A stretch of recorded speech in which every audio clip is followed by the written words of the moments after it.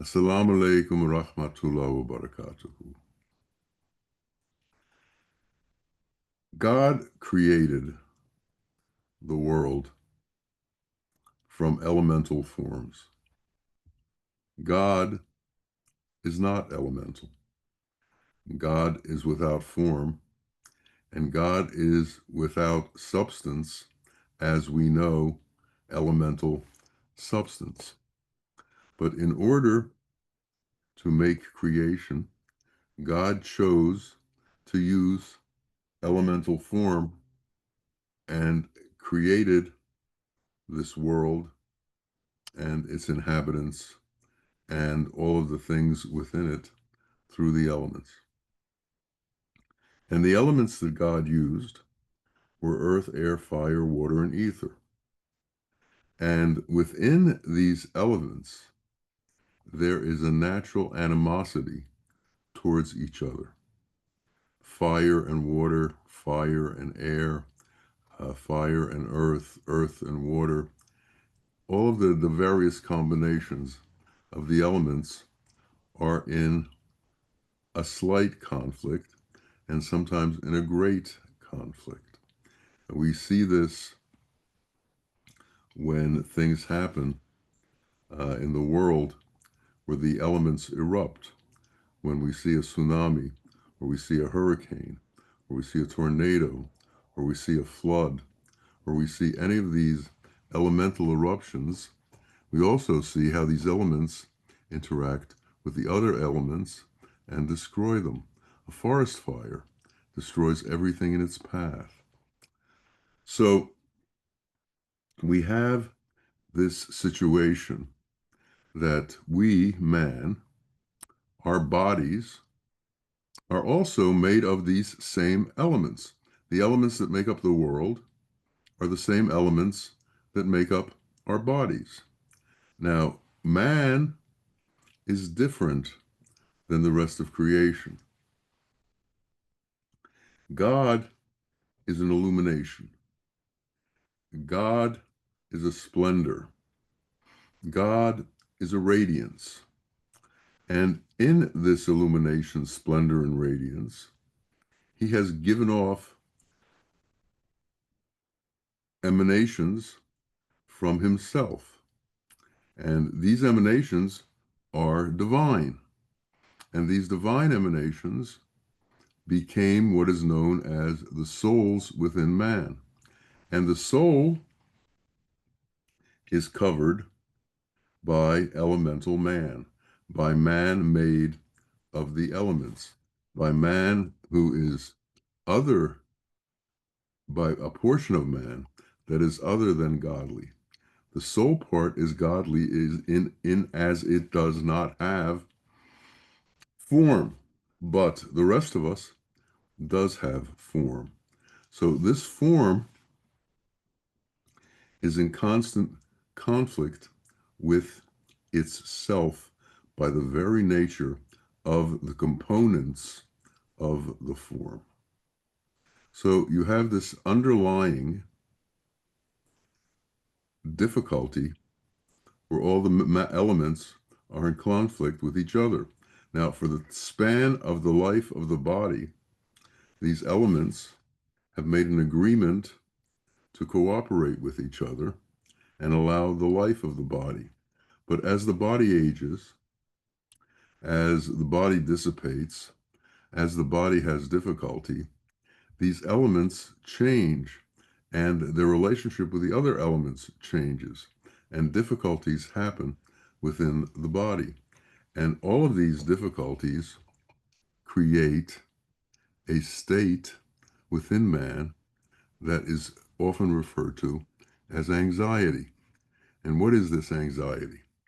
The inability to comprehend what's going on next, the fear of what's going to happen next, the trepidation that things aren't going correctly and somehow need to be altered, but one doesn't have the capacity to alter them. One doesn't have the tools to alter them. no one has seen God. No one can say to you, I have seen God, this is what he told me, and this is the way he is. But the wise ones all tell us God exists and you must believe in God. Well, that is a command without a degree of support. Why do we have to believe this? What is it that brings us to the point of belief in this understanding?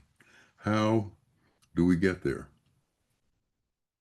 To understand this, you have to know that within this world, there is right and there is wrong.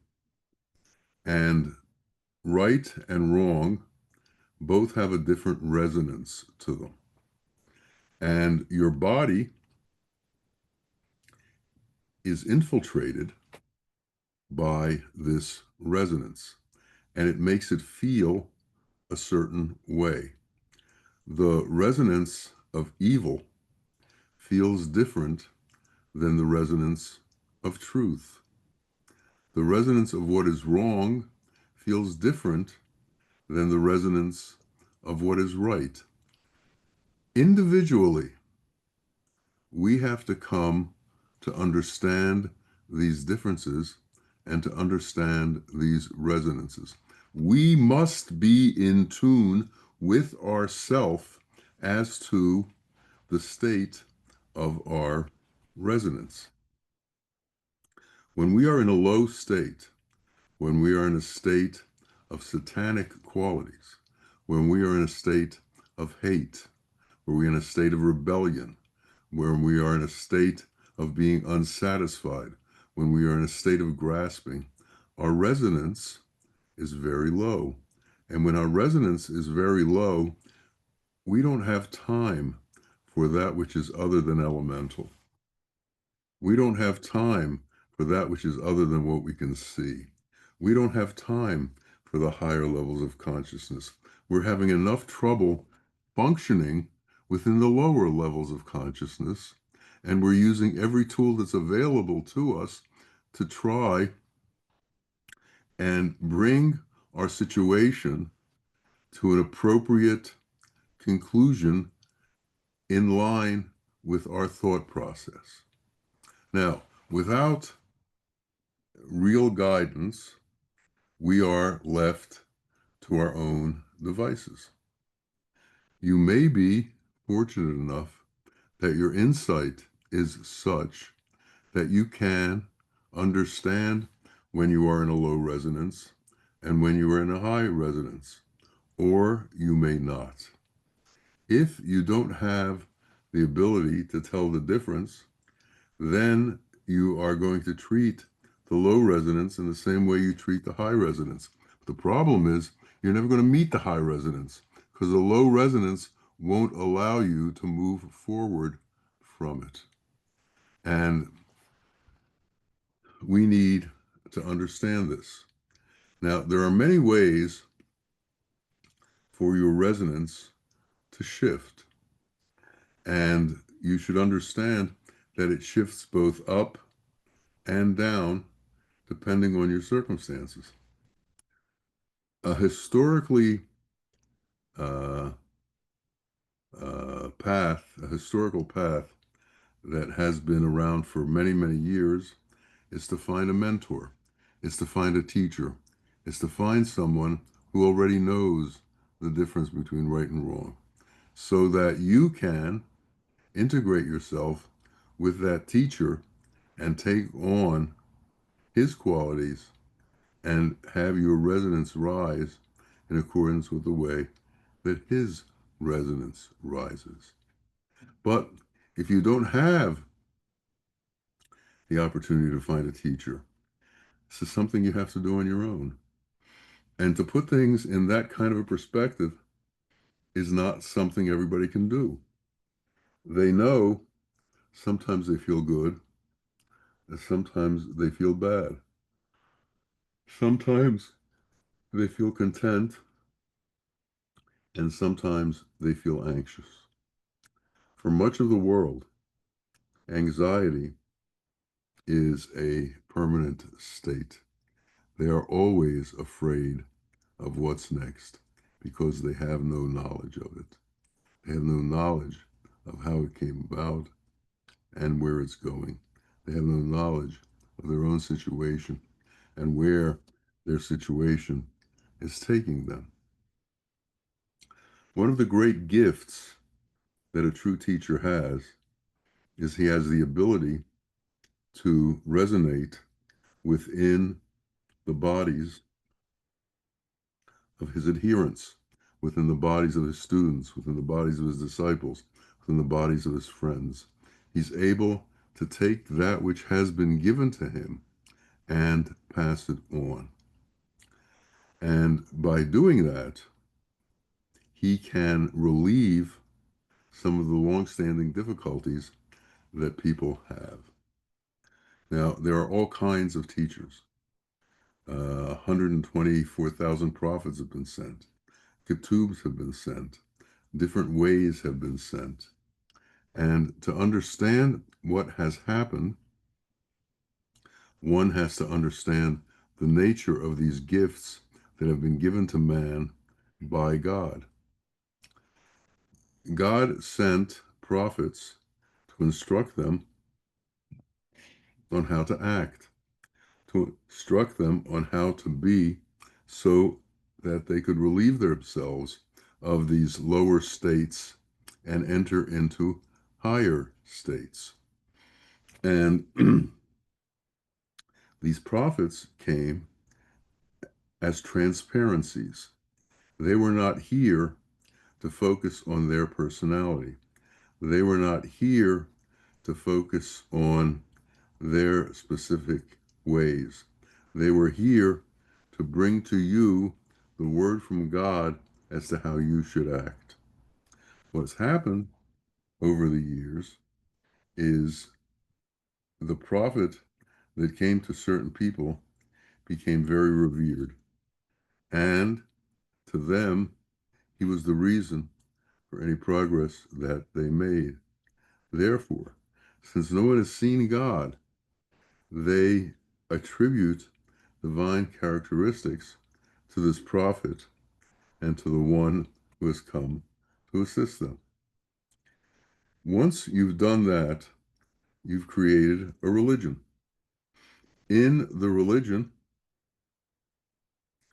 you end up with men who are not necessarily as transcendent as prophets, setting forth the rules and regulations of the religion and trying to find adherence to the religion. God doesn't need anybody to be like him. Allah doesn't say to the snake, grow up to be a bird. Allah doesn't ask you to change your way of doing things or your way of seeing things. He just asks you to improve, to become better.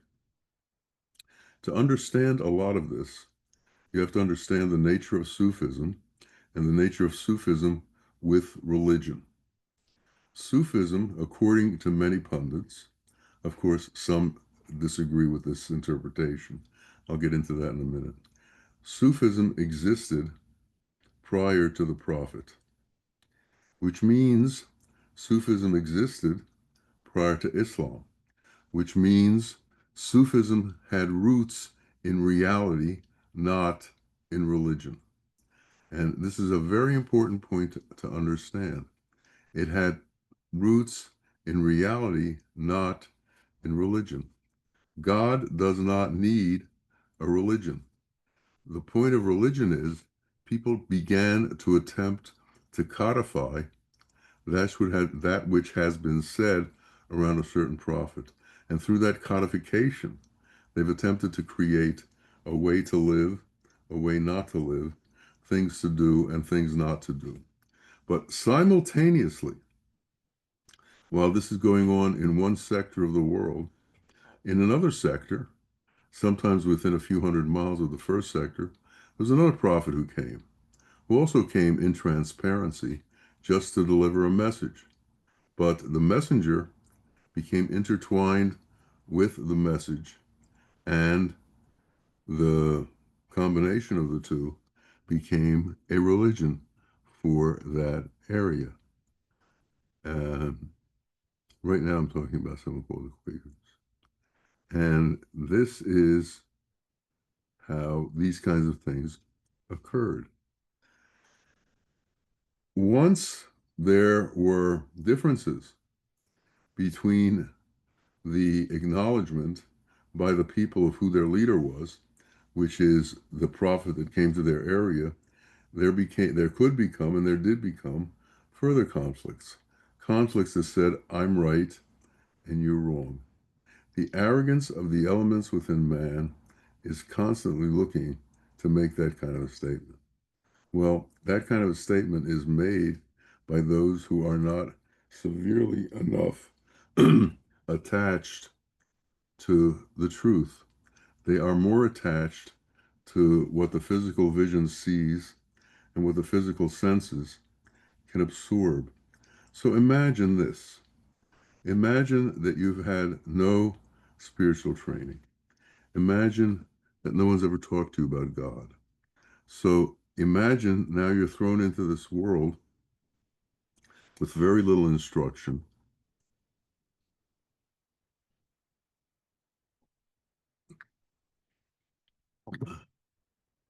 and very little guidance as to how to be and what to do. And this is where knowing the difference between right and wrong becomes important. We, each of us, have been given a conscience. We, each of us, have been given the ability to understand the difference between right and wrong. And when we do something wrong, we get a tinge of remorse. We begin to understand that we've done something wrong. Now, is that remorse strong enough to make us alter what we're doing, or are the rewards that we got, even though we feel the remorse for what we did, stronger than our desire to change? For instance, a thief goes and robs a home in the evening and gets a certain amount of money. He feels remorse that he did this. He feels empathy towards the people he robbed. He feels their pain and he knows he caused them difficulty. But he spends the money.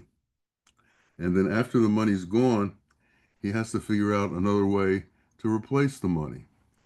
Is the remorse strong enough that he will no longer go and rob the house, or is that now his easy way to obtain money, and has that become his profession? These are dilemmas that we are constantly having. In interpersonal relationships with people, we, in order to maintain good relationships with people, we have to be kind, we have to have empathy, and we have to be understanding. This takes effort. And when the one that you're trying to give kindness, empathy, and understanding to pushes back at you, it becomes difficult to maintain your empathy and your understanding, and you withdraw and let them go on as they wish. Sometimes you may go back to your place and get a gun and go back after this animal. Other times, you may just forget about them altogether and start over. So we have all of these dilemmas. We have all of these difficulties. We have all of these things facing us. And then the ultimate anxiety producing situation in our lives is that we don't understand what's going to happen to us. None of us does. None of us knows the end game. None of us knows what happens after we disappear from this earth. And to a lot of people, that causes anxiety. It causes difficulty. It causes apprehension. And it says to itself, what's the use? Why do we care? Why, why? And there are, at those times, probably not any good answers. And that's when you really need a teacher. You see him, and you play that tape. Now, what happens then? Where do you go with this information? Where do you go when you have particularly outlined the cause of your anxiety, where you have particularly outlined the reason for your ill feelings, when you have begun to understand that you have good times and bad times, when you have high times and low times, when you understand all this, what is the main characteristic of the good times and the main characteristic of the bad times? What causes you to be at edge? What causes you to be content? What causes you to be satisfied? What causes you to be dissatisfied? Well, as we drift through the various states that we go in, we should be able to comprehend that when we are at higher resonance, when we are at a place of justice, a place of mercy, a place of contentment, a place where we are stress-free and anxiety-free, we are better off than we were before. We are better off than we were when this anxiety was all over us. So, how do you step into that state where the anxiety disappears? You have to be able to replace anxiety with contentment. Even though the knowledge of the unknown still remains, even though the wall between here and the hereafter is still there, there are things that pass through that wall. There are things that exist on both sides of that wall from here to the hereafter. We have to learn what those things are. And what those things are is divinity. God lives within this world, but he also lives within his own kingdom. He also lives within his own world. He also lives within the world of pure contentment and of pure love. This place is not pure contentment and pure love. This is a place of war, a place of irreconcilable differences, a place where people hate each other and they don't understand or know any of it or why. We have to begin to understand why. Why is it that we want to be content? Why is it that we want to be serene? Why is it that we want quiet and peacefulness in our lives? Why is it that we want those things instead of an uproar of anxiety, an uproar of ill feeling, an uproar of revenge or dissatisfaction? Why are we looking for those other things? Because we're different in both of those states. And one state makes us very, very uncomfortable. And why should we live in that uncomfortable state when we can live in the state that's comfortable, in the state that's content, in the state that is serene, in the state that is not at conflict with ourselves? When we are within the state of anxiety, when we are in the state of anger, in the state of lust, in the state of harshness, when we are in any of these states, it runs contrary to our most inner nature. And what is our most inner nature? Our most inner nature is divine, because our most inner nature is from God.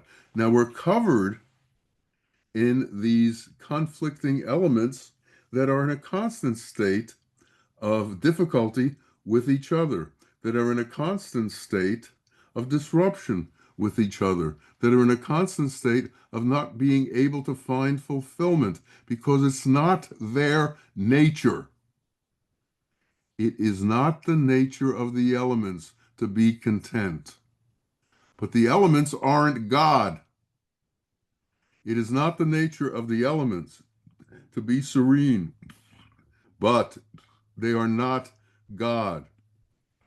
And we have to recognize that all the things that make us uncomfortable are not God. So when you are uncomfortable, what is it that you need to do? You need to focus on God. You need to find God. You have to return to that place which is divine, which carries the divine qualities, and which soothes. You have to go to the place where you get medicated as opposed to being outraged. You have to go to that place where the medicine brings you into a state of peace as opposed to bringing you into a state of anger. You have to go away from qualities that cause division within you. You have to go away from qualities that cause unresolved differences. And these differences are so powerful that there is no resolution to them. And that's the point Satan wants you to believe in, that there is no resolution to these differences. So you have to keep fighting and fighting and fighting and fighting and fighting, because then you will be able to control the elements. And in your ability to control the elements, you can change them from being impossible to resolve to resolving. And you know what? You can't do it. It's not possible. How many wars have there been that ended in peace as opposed to another war starting again? Look at the state of history. Look at war after war after war after war around the world. Each one claiming this is the war to end all wars. This is the war to bring peace. You can't bring about peace through war. You can't bring about peace through animosity. You can't bring about peace through hatred. You can't bring about peace through killing. You can only bring about peace through love. So when people are looking to resolve irresolvable situations, they're looking to resolve them with tools that don't work, with tools that can't work. They're looking to resolve them with ways that they believe work, with ways that they believe can bring about resolution, but in truth, it's not possible. You don't bring peace with people by killing them. You don't bring peace with people by ignoring them or subjugating them or making them slaves. You don't bring peace in the world by subjugating the world. You don't bring peace in the world by making the elemental surroundings around us in such a way that we find peace. So many people think if I had the right car, I'd be happy. If I had the right house, I'd be happy. If I had the right wife, I'd be happy. If I had the right children, I'd be happy. Well, how come you don't have the right house or the right car or the right spouse or the right children? What the hell happened on the way to getting all these things? How did it all occur? It's because you were looking at everything in the wrong way. The question is never what's out there. The question is always what's in here. Am I content with you? And if I'm not, why? And the answer isn't because of the way you are. The answer is always because of the way I am. And if what you're trying to do is resolve you as opposed to resolving me, there's never going to be a resolution. There's going to be additional anxiety, additional difficulty, additional ongoing of the same repetitive attachment to the way we think and the results we anticipate from using inappropriate tools to try and resolve situations. Someone said, you can't describe dance by using architecture. Well, maybe you can a little bit, but not really. You have to have the appropriate tools in order to be able to do what it is that you have to do. Now, if your toolbox consists of a hammer, then everything you run into looks like a nail. And we have to get over that. We have to have an expansive toolbox. And we have to have the ability to use this expansive toolbox not to repair the outside world, to repair the inside world, not to repair everybody else, but to repair ourselves. The world will only come into compliance with truth when you are repaired. The whole function of your life is for you to become at one with this existence. If one man can actually do that, his influence is incredibly great to all of those around him and all of those he comes in contact with. When I was with my teacher, his effect on me was to take me from all the strange places that I've been to the same place consistently. What is that place? That place was a place of peace. That place was a place of contentment. That place was a place of joy. That place was a place of love. That place was a place of kindness. And there was a consistency in the application of all those things. There was constantly joy being applied. There was constantly love being applied. There was constantly serenity being applied.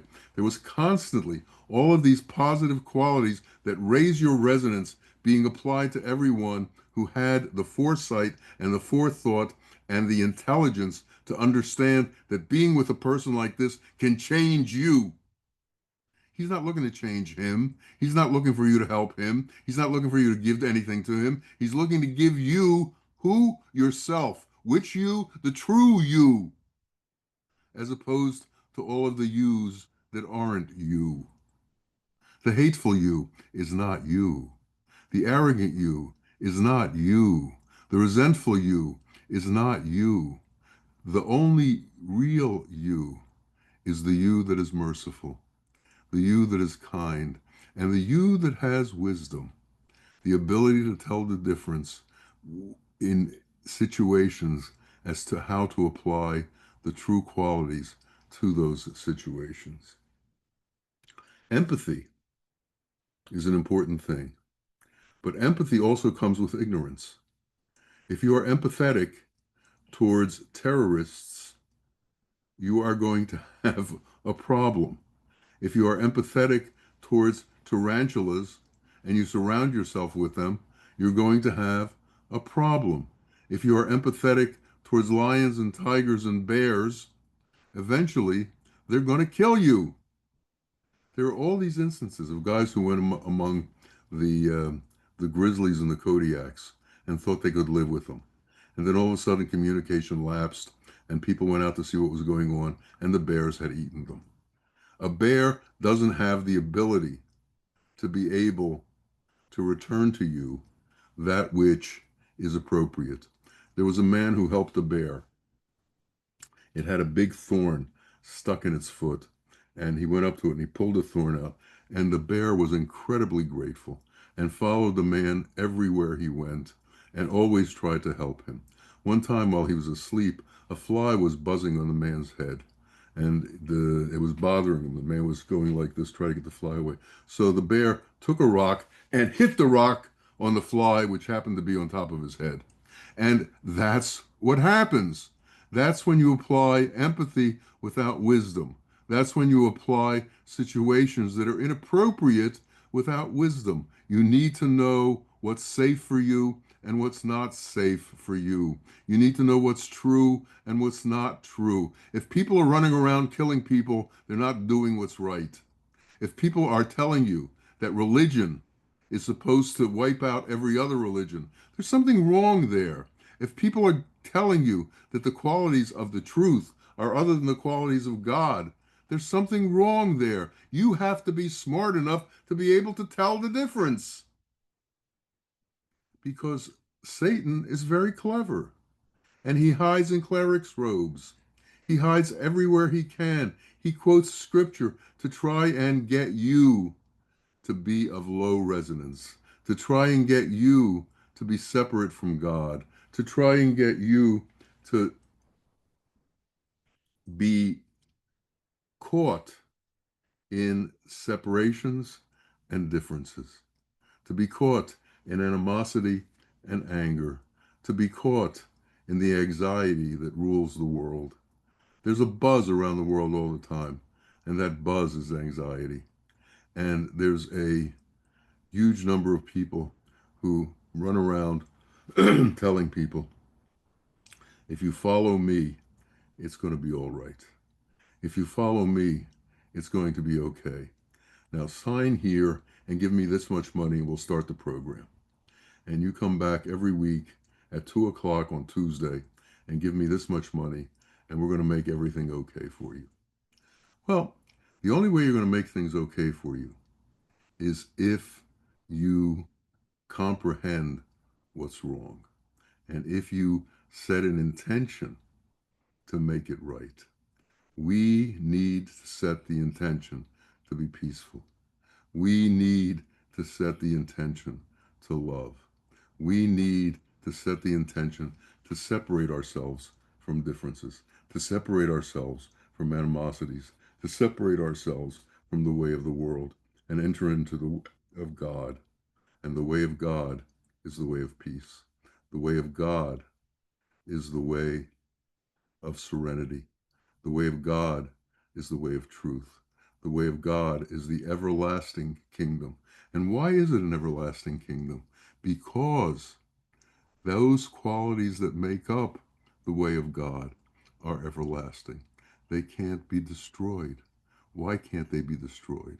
Because they're not elemental. Why aren't they elemental?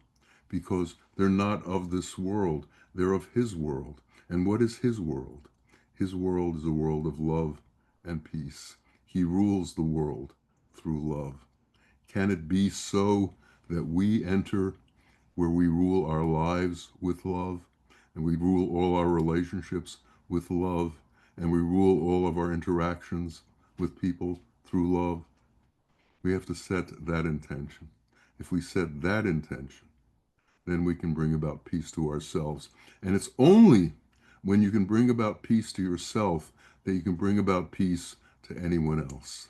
Until you have peace, you can't give peace. You can only give what you have. So if you have peace, you can spread peace throughout the world, one person at a time, slowly, in the way our sheikh did it.